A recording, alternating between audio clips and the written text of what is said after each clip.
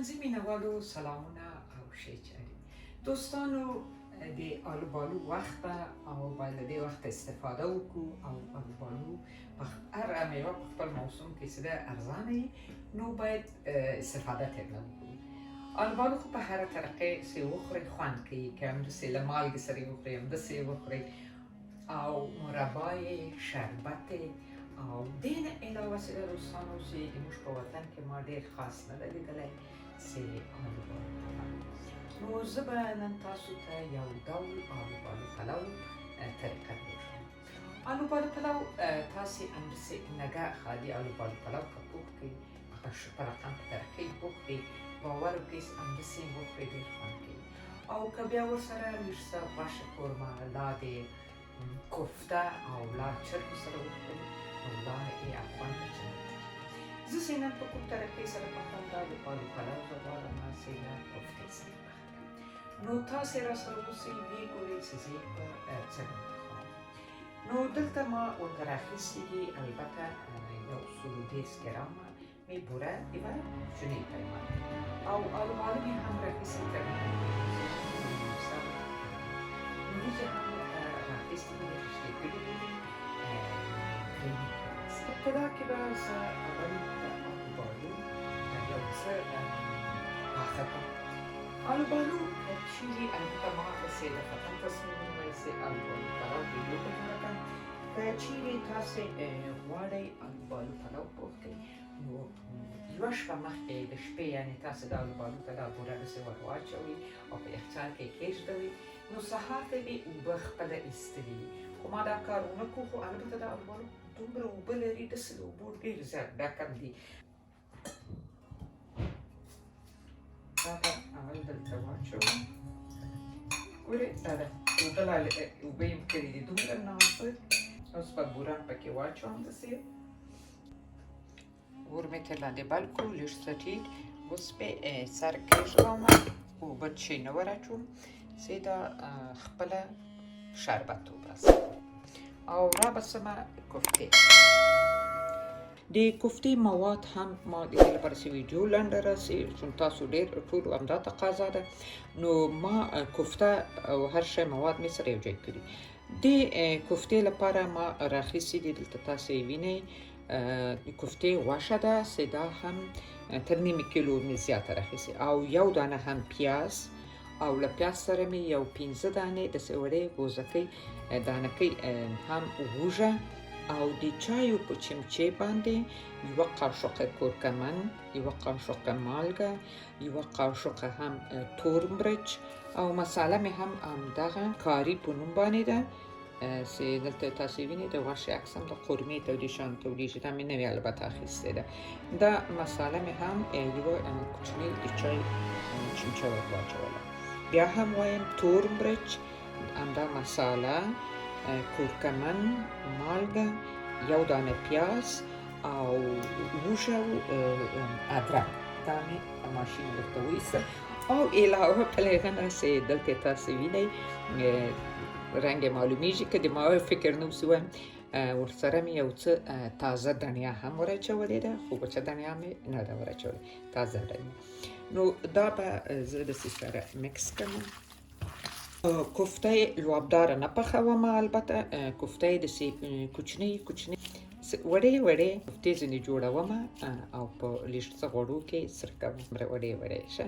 نو زه به یو وارې دا کوفته سره حل کړم او کوچنۍ وړې کوفتې به ترې نه جوړې کړم بیا به زه تاسو ته دوباره ویډیو در وښیم چې لنډه شي.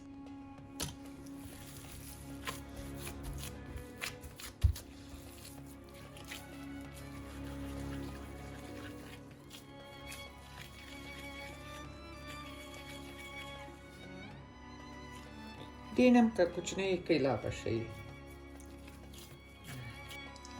دوستانو کوفته مې دوه ډوله جوړه کړلې. لږ څه مې ډېره زیاته کوچنۍ جوړه کړه دا نو رښتیا د مرغۍ سر ده دا مې دومره وړه جوړه کړه او دا لږ څه پکې جوړ ده. نو د دې لپاره مې دا په دې شکل کړه چې زه غواړم چې لږ څه په غوړي کې کېږدم یو ښایست هم ورکړم. نو زه به اوس دې ته غوړي ور واچوم سه او په غوړو کې به در سره سره کم او آلته مې هم آلوبالي ایښي دي اوبه ور اچولې مې ښه اوبه یې وایستلې او همدغسې پرېږدومه هېڅ یې ښورونه باید ویې نه ښوروم مې داسې دغسې واخلسي ایسته به داسې غواړم چې د ډوډۍ پکې باندې ولاړه شي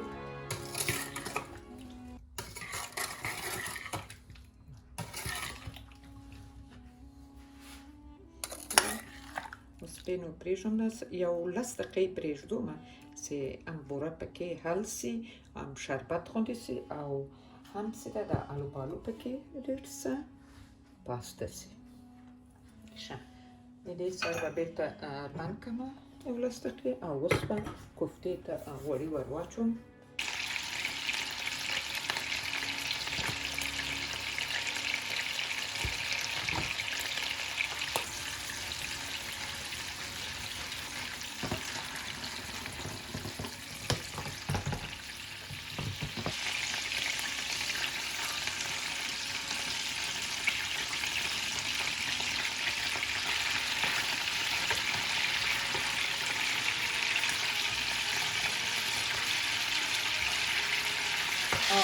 آلوبالو به نور اتو وباسم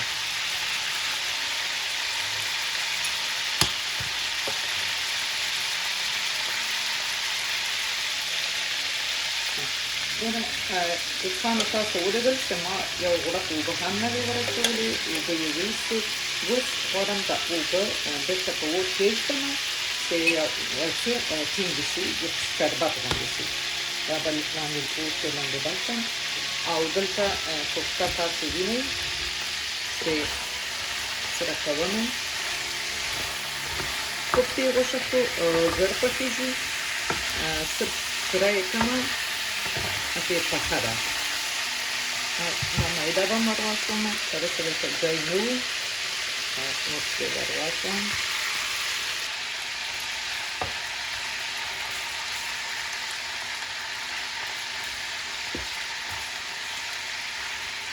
لیدونکو اوس به راسمه د دې وریځو برخې ته او دا کوفته خو تاسې ولیدله چې په دې شکل سره مې سره کړله او بیا یې په وریځو کې هم دمومه اور به مړ کړمه او له غوړو نه به یې بېله کړم او دا غوړي هم بیا وروسته په وریځو کې اچوم په دې چې دې کې دا د غوښې خوند یې خوندورې وي لیدونکو یو شي ته فکر یې که تاسې غواړئ چې کوفته ورته وکړئ لا د چرګ غوښه ورسره کوچنۍ کوچنۍ ریزه کړئ دا دغسې بسته چرګو سره غواړئ پوخې کړئ دا نو د تاسو پورې اړه لري خو ما چې خپله تجربه کړې ده او کور کې چې کله پخوو نو ما کور کې ټوله د کوفتې سره خوشحاله یم که حوصله یې لرئ دې نه هم چې لږ څه کوچنۍ ریزه کړئ جوړه کړئ ډېره به ښه ما اوس هم دا خو غټه جوړه ده خو دا نور مې بیا ښه ده لږ څه کوچنۍ جوړه ده ښه اوس به راسمه د وریځو برخې ته وریځې مې خیستې کړې دي تقریبا یو نیم ساعت مخکې اوبه یې ورته ږدومه او تقریبا 2 لیتره اوبه ږدومه او وریځې صافوم دوستانو د وریځو د صافولو طریقه نه درښوم په بخښنې سره چې ویډیو اوږده کېږي که تاسې د نتکۍ او پخلنځي هره د ویډیو ووینئ په زیاتره کې ما ښوولې ده چې چیرې د وریځې له غوښې سره یا یو شي سره نو ما یې د صافولو طریقه درښولې نو زه به وریځې صافې کړم او بیا به تاسې ووینئ چې زه څنګه دا په دې دیګ کې د آلوبالو او د کوفته وریځې څنګه دموم دوستانو غوړي سره شول او غوړي به دلته ور واچوم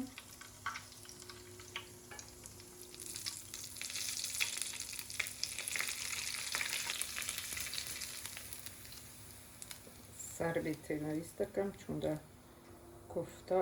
کوفتې میدګي وه خو بیا هم ښه داسې ایستې کړم ښه لومړی به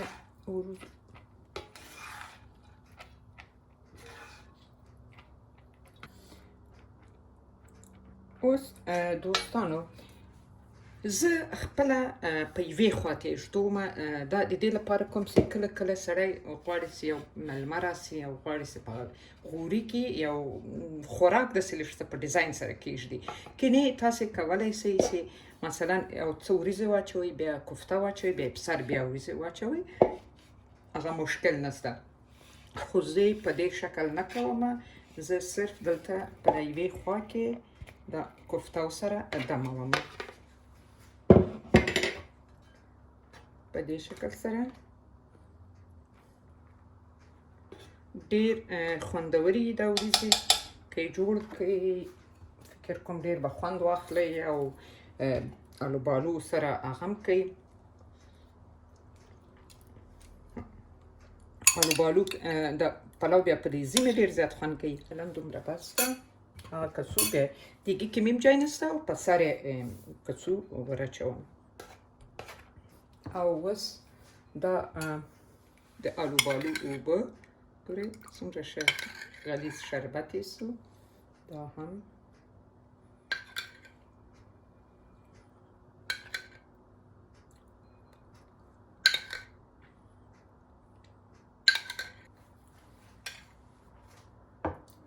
لږ څه غواړم نورې اوبه هم ور واچوم. دومره نیم ګیلاس ایښېدلې اوبه دي. او دا لیدونکو ما څو واره تاسو ته په ویډیوګانو کې ښودلی دی، یو رقم د وریځو مساله ده. دا دلته پې لیکلي هم دي.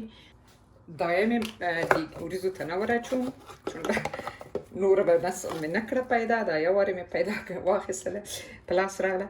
نو دا کله کله سپیشل بازو دیګي ته ور اچوم. لیدونکو دا هم سو په دې شکل سره دمېده. اوس به نیم ساعت په مخه دموم او بیا به تاسو ته درښکاره کړم دیګ عموما څنګه دمیږي او وریځې دا په دې شکل سره. او د تاسو خوښه دا مساله ور اچوئ، هغه د وریځو مخصوصه مساله ور اچوئ، هغه نو بیا د تاسو خپل خوښه. او دې شربتو کې او د زعفرانو اوبو کې چې د لیدونکو چون د دیګي کې نه چېږي، دلته مې ډېر څه وریځې ورته پرېښي دي. دا به بیا وروسته د وریځو په سر باندې سېږدو مې دمومه. البته دا دیګ چووني دیګ ده او ښه سر یې ډېر زیات ښه ده. زه لاندې بل کالی نه ږدوم، همداسې یې پرېږدم. تاسو خوښه چې په داش کې دموئ او که د ملقل په سر باندې دموئ. نو زه به دا ملقل په سر یې کېږدوئ نو په ابتدا کې اول څه ده درجه یې 5 کړئ، یو 3 دقیقې، او بعد له هغې څه ده بیا درجه څه ده 3 ته راولئ د 25 تر نیم ساعت په مخه پورې. چې ډوډۍ تیاره سي زه بیا تاسو ته درښیم. دوستانو ما فکر کوم چې کامره لګېدلې وه خو هغه نه وه لګېدلې. دلته څه ده ما دا نیمې وریځې چې ده دلته په دې شربتو کې د الوبالو واچولې. تاسې وینئ دا ده رنګ یې ډېر څومره ښه رنګ یې ده. لیدونکو کله کله دا بعضې رنګونه چې ده دسترخوان هم پرې ښایسته کېږي او اسانه کېږي هم، خو دومره سخته نه وي چې سړی یې جوړ کړي. دا دلته رانه توم شولې. خو یوه ویډیو زه لرمه چې څنګه رنګونه جوړ کړو موږ. هغه کې د خوراکو رنګونه چې هغه زیاتره کیمیایي رنګونه یي که نه د خوراکو. خو دا ویډیو کې چې ده ما ټوله داسې رنګونه کار کړي دي چې کیمیاوي مواد ورته په کار نه ده. حتما یې زه به دلته تاسو ته ویډیو کېږدم چې ووینئ. او دا نیمې به هم دلته ور واچوم. دا هم زعفراني، دا هم داسې پټوم او په داش کېږدوم چې سره دمې کړم. دا بیا د غوري په سر باندې چې کله زه وریځې باسم تاسو به ووینئ چې غواړم چې یو ښایسته رقم سره یې جوړه کړم کله مېلمانیانو ته راځي. ښه نو زه به دا هم له وریځو سره دم کړم او په داش کې، او بیا چې کله ډوډۍ وریځې تیارې شي بیا به تاسو ته ښکاره کړم. دوستانو وریځې دا دم شولې. دا هم هغه کټوې کوڅې مې ایښولې هغه دی ایښېدم چې ښه. یوه به دا وریځې زه وباسم. دومره ښه بویځي، تاسو ټول جای خالي ډېر ښکلی بویځي. زه به دوستانو دا وریځې په دې غوري کې وباسم او تر څو به فلم ودروم، چې په غوري کې کېږدم، بیا به یې تاسې ووینئ.